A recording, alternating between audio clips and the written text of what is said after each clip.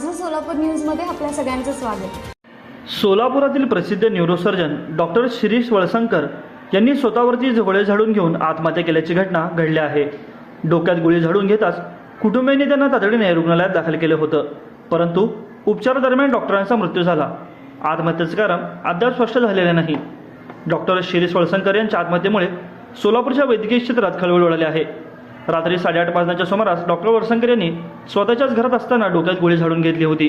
गोळीचा आवाज येताच कुटुंबातील सदस्य त्यांच्याकडे धावले।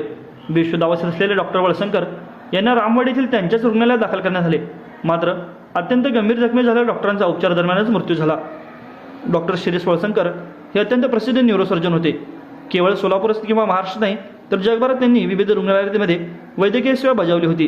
त्यांनी या टोकाचे पाऊल का उचलले याचे कारण अद्याप समोर आलेले नाही। माझं सोलापूर न्यूज या यूट्यूब चॅनलला सबस्क्राईब करा आणि बेल आयकॉन प्रेस करायला विसरू नका।